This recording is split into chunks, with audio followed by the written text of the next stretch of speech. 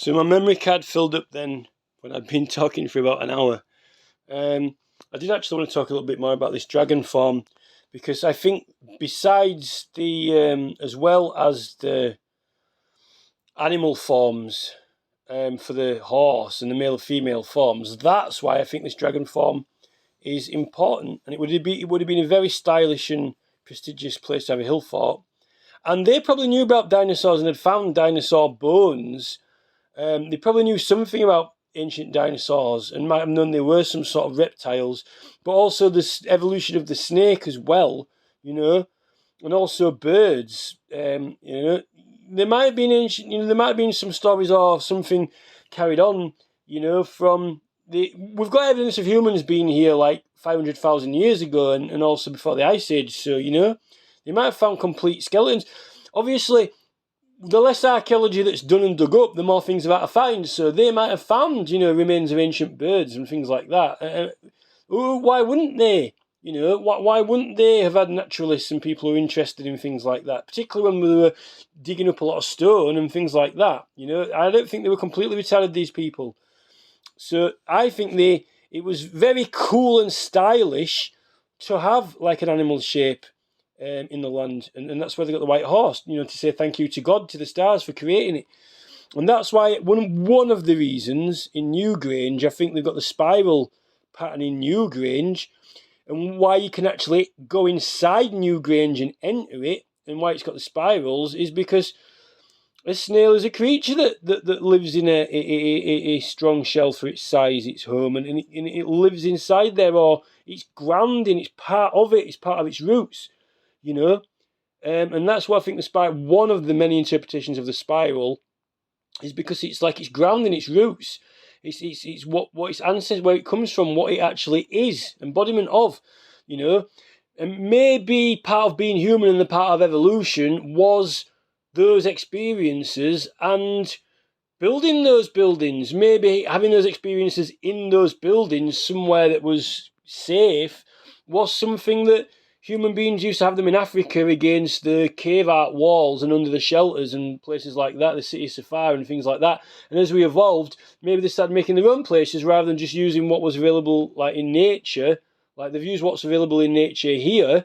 They use what's available in nature like at the city of Safar and in Tassila-d'Naja, but then eventually started making their own places. And that's like the snail, a slug don't have shells, but a snail has evolved and grown its own shell. So you could say like the Newgrange and Knowth and Dowth they might have seen them as part of themselves, part of the evolution of what made them human, was making those places to have religious practices in, and while they evolved in them, if they were in these experiences, reflecting and evolving and imagining the evolution of the imagination, and part of the human being that makes it human is the mind, the brain, which is almost kind of like a unique particular thing. Like the snail has its own like little feelers, which are for scent, for sensing scent, but particular to the animal, specially evolved for one thing.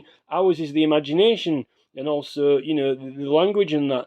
Snail's got this shell, but it's part of its evolution, so maybe in Newgrange it's an acknowledgement to that, among other things, but I also think there's something to do with mathematics and calculation and the astral bodies and things like that, but calculating them and working them out and measuring them is part of what humans are, and how they find them, how they locate. You see, a bird has got an evolved sense of knowing where north is. It's part of it. It's not a shell, but it's part of the animal's brain inside. It knows where north is, right? So obviously part of the human's mind that's evolved knows where certain things are because of memory in its brain. It's stored in the mind, the information of where north, south, east, west is. It's not in an organ that senses a planet's polar, but in an organ that remembers something. And it can make that hardwired in by creating the ancient sites, And the whole point of going into them might be to access some of that through the religious practices. So, this was, my memory card ran out, so I've just recorded an extra little bit now. So this is putting the whole thing together of the Celts, but I don't think that the Romans fully understood the Celts whatsoever. I don't think they scratched the surface or got to the tip of the iceberg or anything, because to understand certain people, you have to be those people, and I don't think the Romans were. or they might have wanted to make it illegal. They might have found that the Roman Empire was having a good time getting a lot of control. If the Mediterranean is a melting pot for the whole of the continent, and you're getting Africans, you're getting Indians, you're getting Arabians, you're getting Europeans in this melting pot in Rome, they might have enjoyed having superior authority over the people because they were more susceptible to being told what to do. And the Celts might not have been. And they might have found that one of the main things that was in opposition to it might have been the religious practices and order, which might have been propelling the evolution. So the Romans might have decided to use whatever means they got, because they are a human as well, but they might have had an advantage over military style of thinking or tactics, or they had certain advantage in metalworking, so they just made all the weapons and all the shields and used a military strategy to leverage their way in and dislodge that centre of the religious order, and they ended up shaping it for their own ends and means, which is why we don't have multiple kings all over the England and multiple different, why we've just got one now, because we've got one military force and one master and commander, and they like it that way. That apparently that's the way they do things. This is the way it's done. And if you try and challenge it, if you think on Time Bandits, when the little guys run off with the map, return the map, it will bring you great danger. If you try and remove the government, it will bring you great danger. It's illegal. You might be facing a military force and threat, and they might use their diplomats and other computer departments to, tamper with your petitions or try and deter you from that line of inquiry or from that line of action. Change your course of action. We don't like it, even though supposedly in the law it's illegal. It's legal to petition on any subject you want and to run for a party or to be elected. So they've got issues of our military. They've got issues of our government. They've got issues with lies and integrity of truth, because they believe they've got the right to lie if things aren't going the way they like and make up a load of rubbish, and then they can only hold themselves to account in Parliament or in the Lords, and normal people can't challenge the gods and masters of Parliament, We used to be able to petition for a hearing in the Lords and challenge them over everything, but Boris Johnson doesn't want us to have that power now, because they can debate, they don't have to debate what we want, they only debate what they want, which is more warping of the truth. They've got us all under the impulse power of their products, which is ticking over quite nicely.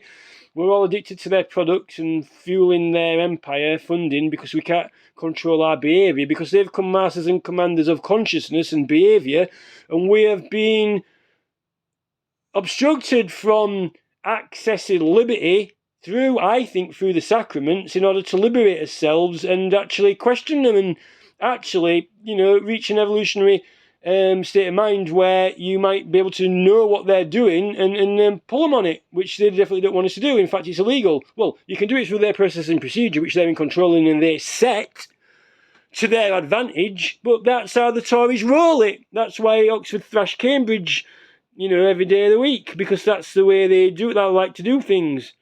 And that's why kids who are broke records with 1 in 3 school marathons in a row, like Isaac Nash, mysteriously disappear on beaches in Anglesey, and we don't know where they've gone to. Yet, it's meant to be the place where Prince William was swanning around in a helicopter rescuing people from the ocean, from the sea.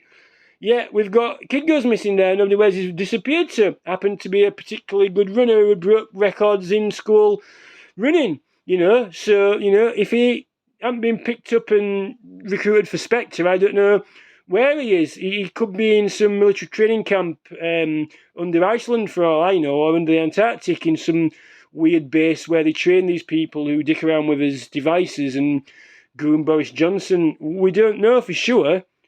I'm not as wild as David Icke, but what I do know is that the psychedelics have got something to do with our evolution and religions, and they don't really want us to get too interested in it because it's illegal. And it has got something to do with, it leads into spirituality and the order of spirituality and the head of the order of spirituality, and it leads into the order of governance and rulership and the head of that, and they don't want us to be pursuing that line of inquiry unless we're on his knees singing an anthem or kneeling, casting the magic spell to carry on eating drinking Coca-Cola and eating McDonald's and KFC, which is the spell that they've cast. And the latest magic is going to be put the blinders on with Zuckerberg's new device, which I would make it. I wouldn't let Mark put that device out unless the whole world had voted on it after being fully informed of the implications of what it's going to do to the human race. And I wouldn't let Jeff swan off, in his spaceship, and we should vote on it. But, the votes don't count with the empire. Money counts and money talks, and we've got an entire nation, an entire world that is run by how much money you've got, not actually by what people want or need, but what they can afford. When the coin becomes more important than the strawberry itself, if you need strawberries, you need strawberries, right? It's got nothing to do with a bit of coins. So why waste time? Why waste office time? Why waste calculation? And why waste human resources on coins and money when you're interested in getting strawberries to eat? The resource itself is it's a waste of space. And then they want it to be all digital, so it's not a waste of space anymore. But it's a waste of time, it's a waste of people's attention, it's a waste of, because these people can't share, they can't reflect, get on with each other, or care about each other. And that's where the liberal movement heads in. And it's not what these business corporate people want. They want shirts and ties and suits. They want orders and commands and regiment, directives and executives, and money and finance. Yet they like to enjoy using the magic of the imagery all around us and the advertising. And they've got experts who have studied the effects of it. And we can't really break free of it because we're stuck in the loop. That's the way they like to roll it. That's the way they like to run it, and I would say I think it's criminal, because they won't. Once you get into that position, you really don't want to give that position up, So the Tories have got a very, very, and then all they do is they get people on Double Down News going, very dangerous. It's very dangerous, very dangerous. Yeah, it's very dangerous when no one knows what's going on and people aren't enlightened and philosophised.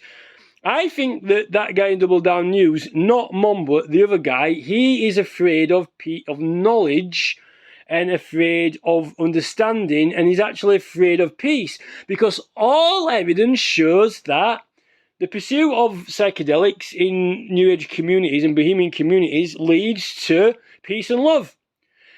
Why is it that peace and love is the thing that is not good for corporate profit? Because when people start giving things to each other and sharing, profits drop through the bottom of the floor. So I say to this guy on Double Down News, he's talking a load of rubbish. He's talking absolute rubbish, just like Simon Jenkins, or whatever he's called, who's saying the Celts never existed. Yeah, it's the name for the religion. Because they say I'm a professional journalist. Hasn't got the foggiest idea what he's talking about, as Jenkins. He's an amateur dabbler. He's very well spoken. He's a well-read journalist. So what? I think Jenkins is stupid. He's not got the capacity to understand it, and his affiliations are all with the wrong people. Because corporate engagement is about executive power, giving orders, people who follow orders, and the progress and technology of the ones who hold the money, who can afford it. Not giving something to someone because they need it, giving someone something because they can afford it. And that's the major problem that we're facing. And that's about everything. And it's important to know about the history and the culture, because we need to know where we've come from. We need to know about this history. And there are some parts of history that they don't really want us to know about, because they are enjoying us not knowing about it, because it has led to them assuming the power that they've got now. And that's really one of the main crucial points, really, that we finish up with.